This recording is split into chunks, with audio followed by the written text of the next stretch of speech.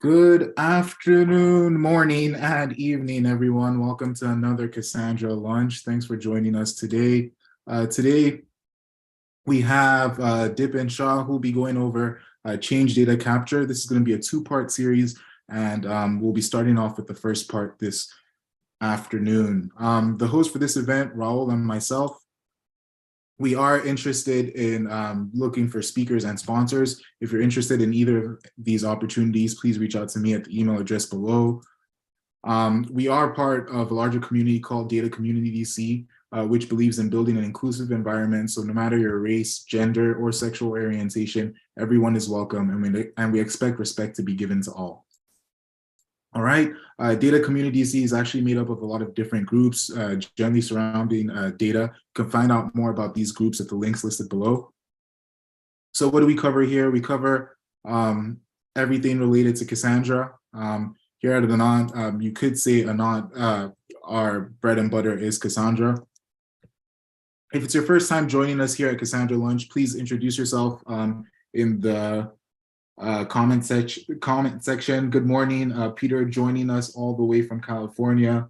Appreciate you having here. Appreciate having you here. Group rules, if you have any questions, please ask it. We want this to be inclusive, trying to build a community. Obviously, as I mentioned earlier, please be polite and courteous to everyone. And like I mentioned, share what you know with us. We're trying to engage with you here and continue to build this community. Here at Anant, we design, build, and manage global real-time data and analytics platforms surrounding Cassandra, Spark, and Kafka, like I mentioned earlier. So you could say Cassandra is our bread and butter. I'd like to take some time to thank our program sponsors and also our organizational sponsors. We appreciate their help. 15-second announcements. If you have any jobs, meetups, hackathons, conferences, classes, or any other announcements, please leave them in the YouTube chat, as well as a link and a short description. We are hiring here at Anant. If you're interested in full-time or part-time positions, please visit our careers website listed there down below. And then ongoing events. So a quick update. This will be our last Apache Cassandra Lunch for the year. We do have some exciting events planned for you in the new year, but do check in with us at the start of the new year, visit our website, and see what events we have lined up. Please, if you haven't already and it's your first time joining, please like the video first of all, and then subscribe to our channel so you could stay up to date on all our Cassandra videos. And whenever we go live, you'll be notified as well. And then we'd like to point you to Cassandra.Link. And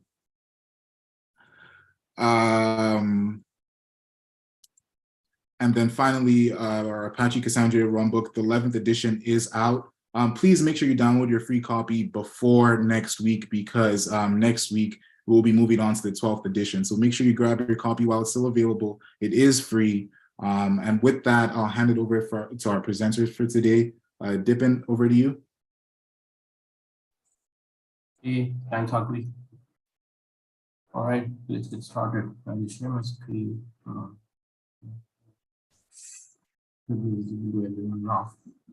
Agri, if you can just confirm the screen is visible. Yep, we can see your screen. Perfect. All right. So hello everyone. I'm Dipan. I am an engineer at Anant, and today we're going to talk about the change data capture functionality that you have in Apache Cassandra. Right. So this is a feature that many people are interested in, but unfortunately, there's not much documentation or good resources that are available out there to use this. Right. This feature has been available since the earlier like subversions of Cassandra was version 3, but what everyone generally knows is how you enable it and where the data gets stored in Cassandra, right? But no one actually talks about how you can move that data to somewhere, how you can use that data and do many different things with it, right? So we're going to talk about that too. And as Aki mentioned, this is going to be a two-part series. The first part will cover enabling CDC and then moving it to a streaming service. We're going to use Apache Pulsar today. And the second part will cover how we're going to move data from Apache Pulsar to some place like Elasticsearch or Snowflake or another Cassandra cluster. Generally, you won't do that, but then these are the different kind of things that you can do with it, right? So let's get started.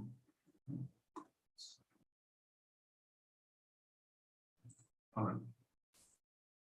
So the topics, as I mentioned earlier, we're going to cover is what's the use case of Cassandra, right? Well, sorry, CDC. Why do we need CDC with Cassandra? Why it is very useful with the kind of data model that we have inside Apache Cassandra.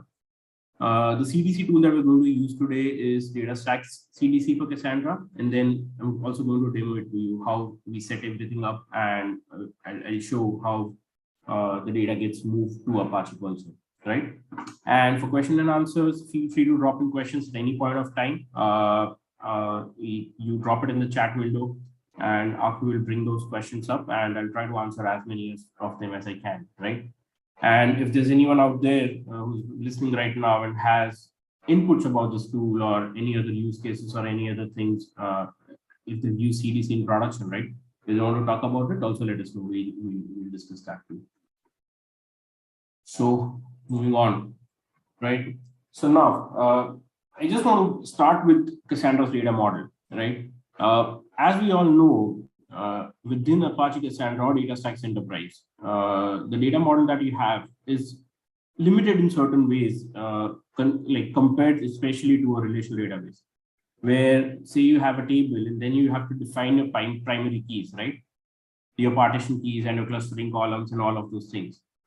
You can query only on the basis of your primary key columns, right? You cannot query columns that are not like a part of your primary key. There is partial support for indexes, right? But then there are many different limitations to it. There are many different use cases to it, like how you should use it in a certain way. You should not use if you have a certain data model and all of those things. And obviously, because it is a distributed database, it is very difficult to have indexes on all of your columns and then get a good like latency, right? A low enough latency while you read data on indexes. So there are certain challenges with this particular data model. And what happens with that is, for people who use Cassandra as the primary data source, right? Like for microservice kind of architecture, where you have Cassandra as a primary database, you have certain tables which you do not want to limit on the basis of just your like the where clauses on just on the basis of your primary keys. Because say you have a users table or something else, you want to perform joins, or you want to query on the basis of certain tables. So you also want to move that table data along to somewhere where you can query it a lot easier than how we can do it in Cassandra. You don't want to use MVs, you don't want to maintain multiple denormalized tables and all of those things. So this is the primary use case that I see why people would be interested in CDC, right? So as I talked about earlier, what generally people want to do is say they have some ticketing sort of data or users or customer orders sort of data, right? What they want to do is they want to move that data along into some sort of data store where they can have easy search capabilities, or they can perform some sort of analytics. They want to move it to Snowflake. They want to move it to Elasticsearch, something of that sort, right? So this is where CD is going to be used primarily. Now, the tool that we're using today, right? This is Datastax's CDC for Cassandra. This is a tool that has been open sourced by Datastax. It supports versions Cassandra of like 3.11 plus, 4.0 plus, and DSC 6.8.16 plus, right? Now, take care that this is 4.0 plus. Recently, 4.1 was released, and the tool still does not support 4.1. I learned that the hard way. So just a tip for now, till the time the support is added over here, if you are on Cassandra version 4, use it with 4.0 plus. It won't work with 4.1, right? And moving data along to a streaming service or a messaging service, it's like this tool supports moving that data to Luna or Pulsar. In our use case, we're going to use Apache Pulsar because again, that is another open source tool that everyone would be interested in. It is pretty similar to Kafka, right? Like whenever you think about it at a very high level view, it looks similar to Pulsar, like Kafka, but both have their own good use cases. And in this use case, we are going to select Pulsar right now. One good plus point about this is that this tool actually deduplicates your updates from the replicas that you have, right? So say you have multiple replicas and you're going to have your, like, CDC works on the basis of your commit logs, right? And you have to enable it on all nodes of your cluster. You can't just do it at one node because one node does not have all the data, right? So when that data comes across from all the different replicas in your nodes, you also want to deduplicate that data. Now, you don't want three different, with a replication factor of 3, you don't want 3 updates coming along. So this is one good thing that this tool manages itself, right? Now, how does it work? There are 2 core functionalities inside, right? There's a change agent for your nodes, your Cassandra nodes, right? Your DSC or Apache Cassandra nodes. Now, this is an agent that you deploy on all your data nodes, right? And you have to restart your services whenever you enable this and all of those things. We'll talk about it a bit later. But this is one agent that sits on all of your data nodes. And then there's another agent that sits on your Pulsar cluster, or if you're using Luna, on your Luna cluster, right? So you'll deploy this connector on Pulsar. So there are 2 different places. We have one, right? So this will make it a lot easier to understand. So say on the left-hand side, you have your 3 Cassandra nodes, right? And each node has its own change agent that is deployed over there. All right.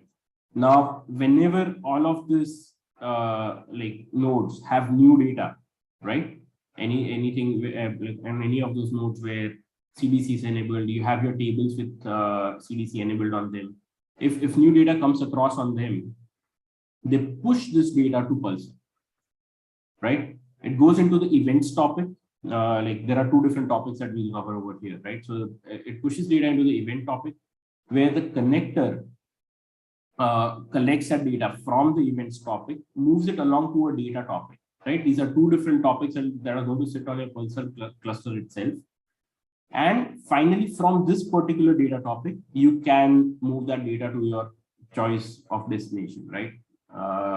Like Elasticsearch or so whatever. So this is how this tool works in principle. This is basic architecture, right? And how do we enable it? Then there are 3 different things that you need to do on all of your Cassandra nodes, right? So one thing is you need to enable CDC inside your YAML file. I'll show the settings to you in the demo. You also need to set the directory where your commit logs, the raw files for CDC are going to get written, right? And the next thing is the JVM agent. I'm sorry, I have a question. I'll just answer it in a minute. Yeah. So you also have your CDC related settings. So where your Pulsar service is hosted, you have to give the URL to it, right? And a path to the agent that you have to, the tool, the JVM agent, the path that you have to give to it, that sits inside your environment file.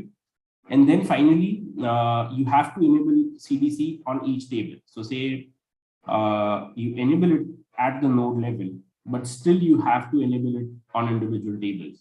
This is very useful because you have Cassandra, you're going to host multiple tables. Some of them might be very write intensive, and you don't want them to be a part of CDC, right? You don't want to move everything. So what you do is you enable it on each table. So you might enable it on users, you might not enable it on orders, something of that sort. All right. So the first question that we have today is, what are the downsides of using CDC? So like you use CDC only when you have a particular use case for it, right? So the downsides are primarily from the performance point of view. So the tool by itself does not have a huge impact on the nodes, but when you enable CDC, the write path changes, okay? Because it has to write data onto the CDC raw directory also, right? It just does not go into the commit log. In addition to it, you need a separate directory for this if you want good write performance. Okay, so you need a separate directory for this. That is one thing. Another thing is that you need to clean out, like the tool manages this on its own, but you have to clean this out frequently. And when you clean it out, like basically the amount of data you're going to store over here, you'll have to get additional volumes for it. And finally, you're also going to use network resources while streaming all of this data and so on and so forth. So there is a performance downside to it. So if you're going to enable CDC, you need some sort of additional resources on your nodes. So that's the only thing. Besides that, if you add resources, there are no downsides. There are certain limitations to the tool, which I'm going to talk about a bit later, right? I don't want to like distract from the main topic. So there are some limitations to what kind of events CDC is able to capture, right? It is not able to capture each and everything. So I'll bring them up at the end of the demo. All right, moving on. So this is how we enable Cassandra. The first two steps need to happen on each and every node of your cluster. The last step is just alter command on your table. We will look at them too. All right. And what you need on the Apache Pulsar side, right? On the Apache Pulsar side, there are just like Java requirements. We are going to, like, at least as a part of this demo, we are going to run it in a standalone mode. It runs in a cluster mode too, right? But we are going to just look at it in a very basic level. And one good thing to know is, like, just for the sake of information, is like on the backend of Pulsar, we are going to use Bookkeeper and Zookeeper. Zookeeper for metadata management and Bookkeeper for persistent data storage of the messages that we're going to send, right? So that is a very basic use case of Apache Pulsar that we have today. All right. Moving on to the demo. Let me quickly connect to my notes.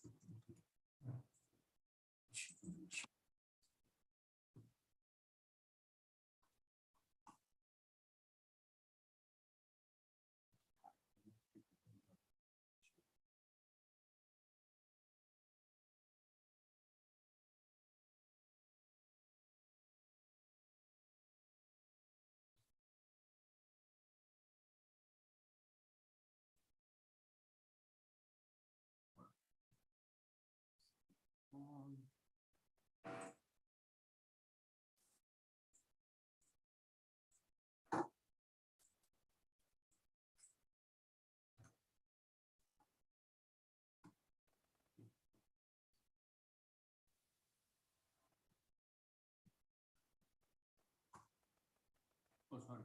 I had actually stopped it to show how we're going to change the settings, but that's fine. I'll show it to you on a different session for now. All right. So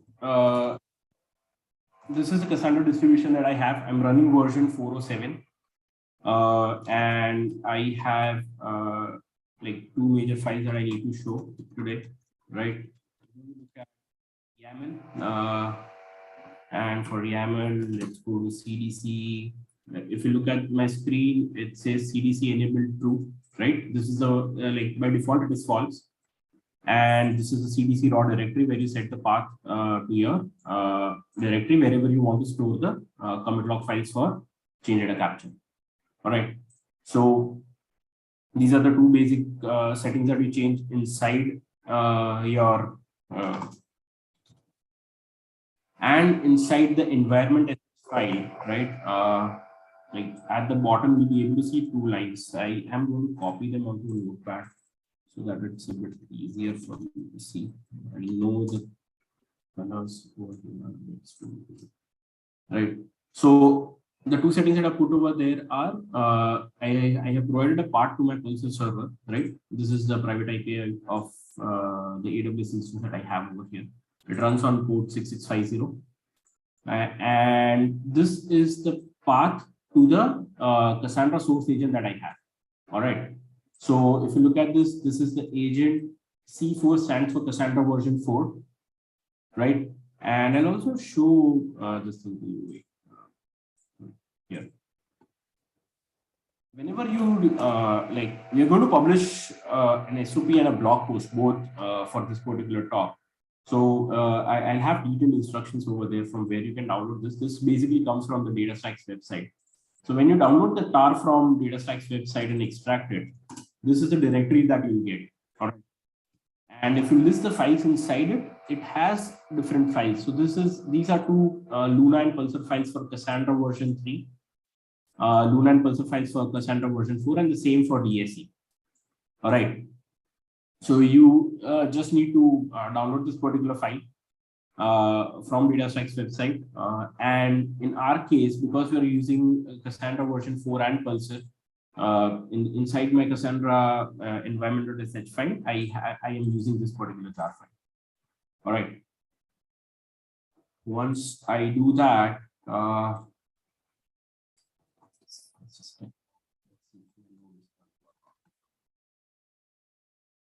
right. So I have a single node cluster over here, and it is up and running. Connect to it, and sorry, let's do that later. I'll show. Right. So this is the other node that I have. We just have 2 nodes for this demo. We need just 2 right now. Inside this, I am running Pulsar. All right. You'll see my Apache Pulsar distribution over here because we are just running it in the standalone mode. It's sitting on my home directory. And in the same way, how we talked about the jar file for Cassandra, this is the connector that we have over here also. List the files over there. The connector, you get 2 files when you download that from the Datastax website. And again, in our case, we are going to be using the Pulsar file. Now, these settings for Pulsar don't go into any of the configuration files. We don't have to make any edits to the configuration file today because we just run it and then create a separate source for it. Okay. So let me start Pulsar first in the standalone mode, and then we go back to Cassandra and create our tables and data and all of those things, right? So I'll just start it over here. It takes a bit of time to start up. We can jump back over here and look at what we have here.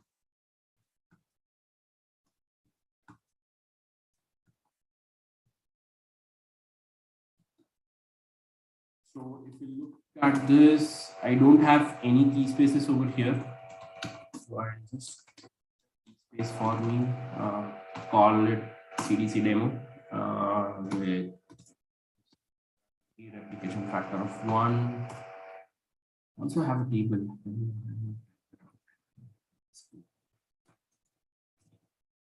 So the schema basically is we are creating a users table, ID for my primary key and email and name, right? For the both of them are text forms. We create them. All right. And what I'm going to do is I'll insert one record over here. All right. I just want to insert one record before I enable CDC. I need it for demo purposes later. So you can see this record that's available here. Now let's enable CDC. What you have to do is you have to do alter table CDC demo.users with CDC is true. Our table, and you'll be able to see that this is set to true. All right. Now I have my table set over here, and I also have Pulsar running over here. All right. Now that I have all of these, I'm just opening up another session for Pulsar. And what I'm going to do is I'm going to create a source for this. All right. If you remember the architecture, we had 2 topics that we needed, right? So we had the events topic and we had the data topic. So what we're going to do now is we're going to create a source, which is actually going to read it from one place and send it to the other. And while creating the source, right, I give it a name. The name is simple enough, Cassandra source 1 for now. All right. And this is the path to the Pulsar file that we downloaded from the Datastax website, right? We're just going into the default directories for now, right? The topic name, we are keeping it intuitive. We are keeping it as key space name dot table name, because you have to create individual topics for every table where you enable CDC. Okay. So we try to keep the name like similar to what we like, just so that we can identify where this is coming from. All right. The topic name is again listed over here. Key space name, table name. Contact point is my Cassandra host, right? This is the port that we have for Cassandra, the data center that we have over there, and the credentials to connect to it, right? I have the default credentials over here. As soon as I hit create over here, it takes a few seconds and it will create this. It will say created successfully. Once it gets created, all right, let's look at the topics that we have available right now. Right.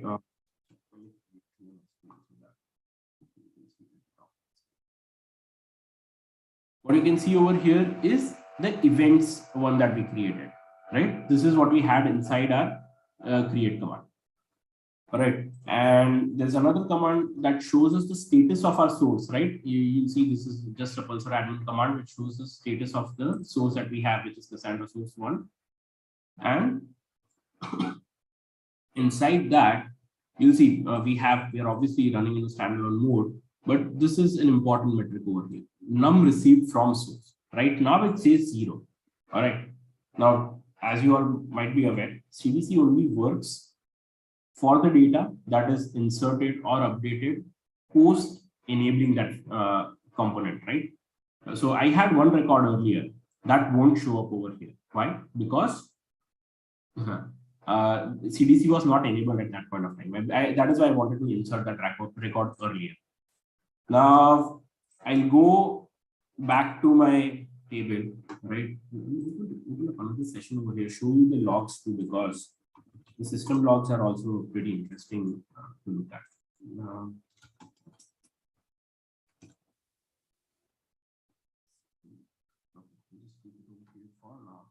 And I'll insert 2 more records over here. Okay. Insert it. Select. You can see 3 records over here. Right. You look at the logs.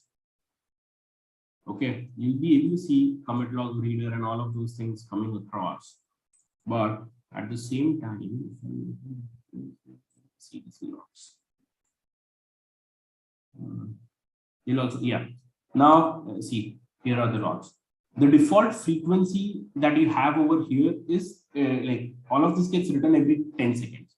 So the commit log reader reads this and it sends it across in an async manner. Okay. You have various settings that you can change the amount of information that you want to store at max for a CDC raw directory, or how frequently do you want to read those commit log directories and all of those things you can do. The default is 10 seconds for now. That is why it takes a few seconds to show up over here, right? You saw this in the logs. You see some of that getting processed over here, right? CDC demo.users and all of those things. Inside Cassandra logs also. The background is the pulsar logs. Over here you can see Cassandra logs at the front. And when you go over here and look at the source again, all right, you'll see num received from source as 3. Now this should be 2. This should be 2. If for some strange reason the data was not flushed, okay, like this is a reason that I can think of right now. I'll have to look into it why this happened. But ideally, you should have seen only 2 over here. But if for some strange reason the data was still sitting in memory, right, before once I enabled CDC, and it got flushed at the same time with the other 2 records, this could be possible. I'm not 100% sure, but yeah. You receive all of these records over here right now. So that's some more questions. Oh, font size a bit bigger, big. Sorry, yeah. Right.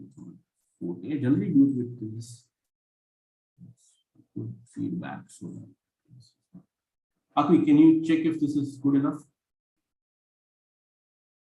So it does look better to me, but let me check with the stream. You could continue. All right. Yeah, I am sorry, we did not think about this earlier.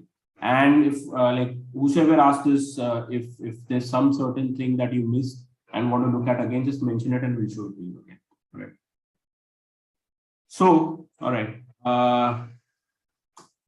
We look at this again with the increased font size, and you have 3 records that we've received inside our topic. And one more thing that you can look at the same time is I'll show you the topics that we have. All right. Earlier, we just created the events topic, right? But now we'll see that the data topics also gets created.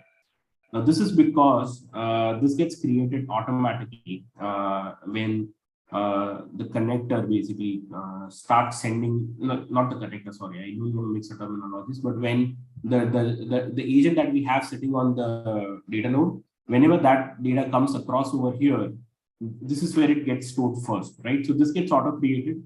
We created the other one, and data gets moved from the first one, that is the data topic, to the events topic. All right. And finally, in the second part of this demo, whenever we do this later, like a few weeks later, we're going to read data from this particular topic and then move it to a choice, like a database of our choice. All right.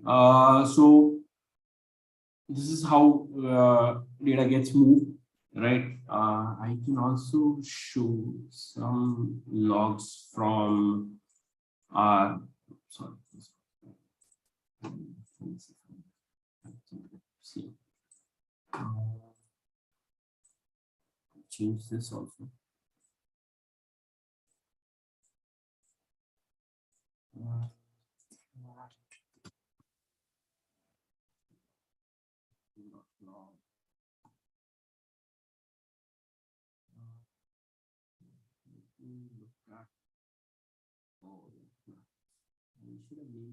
Yeah, okay, we have this here. So whenever you try to set this up, right, and if you are facing issues, then this is the log that you should search for inside your Cassandra nodes. So if for some reason something is not working as expected, or if a service startup is failing, this is the log that is going to show what you have configured over there for the CDC agent, right? It says that starting CDC agent. Let me again pull this into a notepad. Because a black background is going to be a lot easier to look at. So this is what Cassandra prints, right? Starting CDC agent and the raw directory that you have. And these are all the different settings that you have. So for example, the poll interval that we talked about, right? Or max in-flight messages and all of those things. These are optimization settings that we are not worried about right now. This is one thing that you have. This is another, like, this is something that you can change. Like, say, for example, if you want to change the prefix, right? This is events-keyspace.table name. And we looked at it over here, right? If you want to change that prefix for some reason, if you want it to be of a different name, right? You can change those things from here. Your SSL settings and all of those things are also available. And this is finally the URL to the pulsar that we have, right? So if you set up an incorrect IP for some reason, if you have an incorrect data directory, or if you feel that, okay, something is going wrong and I want to see, I did not mention anything, but there's a default value that is for some reason creating issues or not working as expected, then you can look at this log, right? Just search for it and you'll be able to get information, like all the information related to this particular thing. This is pretty similar to what you would look at while configuring Cassandra, right? So pretty similar to that. Obviously, you have a lot less settings over here. So finally, like just to wrap up the demo piece, we enabled this on our Cassandra node, we made all the required changes, inserted data, switched to Pulsar, where we created a source, right, and a topic, and looked at how all of the data comes over there, right, by moving into one particular topic, then the agent, and then finally to the destination topic that we have. All right, so this is what I have for my demo today, and we talk about the limitations that I was mentioning earlier, right? So these are the limitations that you have for this particular tool right now. Truncates are not like moved as a part of this operation, right? You don't want that to happen also, even if for some reason some tool comes across in the future and they add support for this feature, they should at least have a flag if you want to use it or not, because I don't want a table to get truncated for some reason and at the same time it going away from my destination sink also, right? So that is one thing. So don't expect truncate commands to migrate over there. Does not sync data available before starting the CDC agent. Now, this is an important point, obviously, because it's not going to be looking at whatever happened earlier.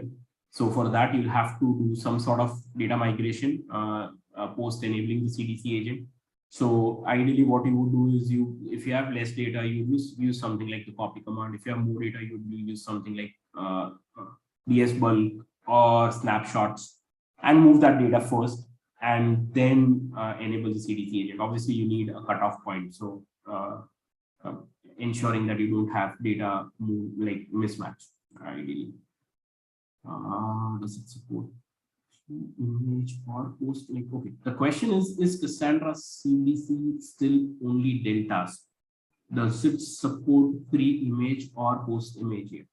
My understanding of this question is that will this particular feature, so if there's an update statement happening, and if I'm updating just one column instead of the whole row, will only the updated column come across, or will it collect an image of the post update record, whatever it looks like? My answer to this is it only collects whatever you have inside your commit, the column that was updated, not the entire record. This is what I understand from the question. If it differs a bit from my understanding, please describe it in a bit more detail and I'll try to answer it.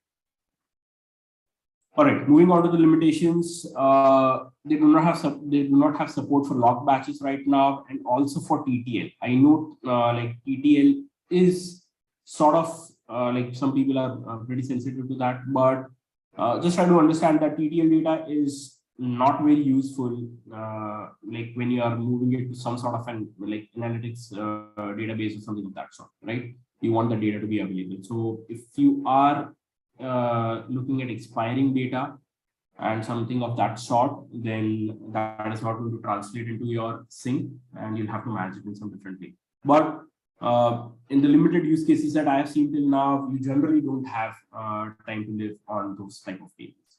All right. And it does not support range deletes. So your individual delete statements are going to come across perfectly fine. One thing that needs to happen is even when you select delete individual statements, right, individual records, that gets translated as null inside CDC. So your topic at the destination is going to see a null over there. So whatever connector that you have over there, you have to ensure that it treats that null as a delete statement. So that is what you'll have to do. And I know it gets ambiguous with an actual null or a delete, but this is what we have right now. Okay, if it doesn't handle TTL, how does it prevent unbounded flow? Is there some sort of CDC cleanup script? So I'm going to answer the second part of the question first. Is there some sort of CDC cleanup script? Again, if you're talking about the CDC raw directory, the agent, as soon as it is able to successfully deliver the data to Pulsar or Luna, it deletes the commit log from the CDC raw directory, right? If you're talking about some sort of CDC cleanup or cleanup or TTL sort of operation happening at your destination database, then no out of the box solution right now. We'll have to write something of your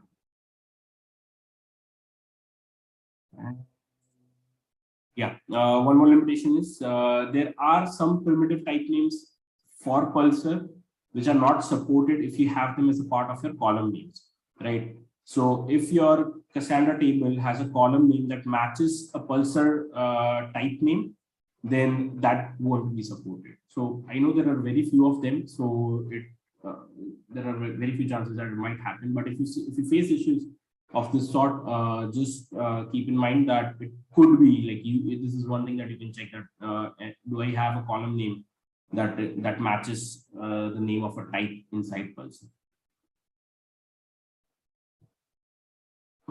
Yeah, all right. So this is the limitations that we have as of now for this particular tool.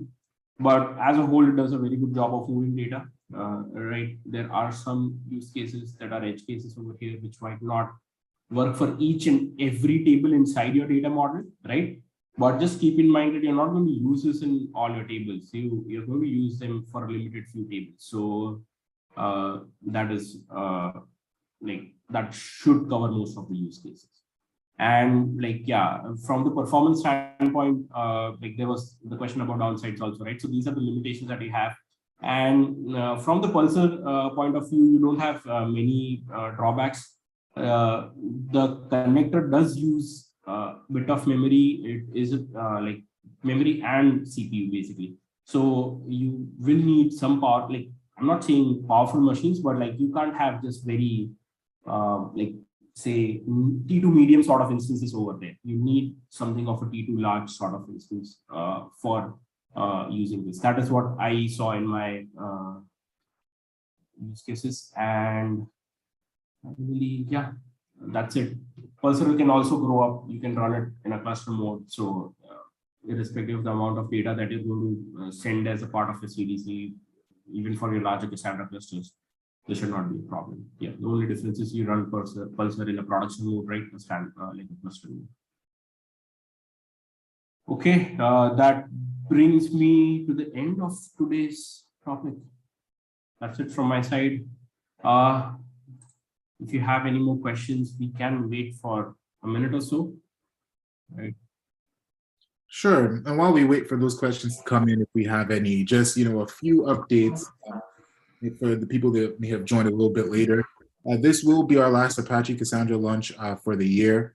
We're excited to come back again in the new year. We have some nice events planned, including this particular talk.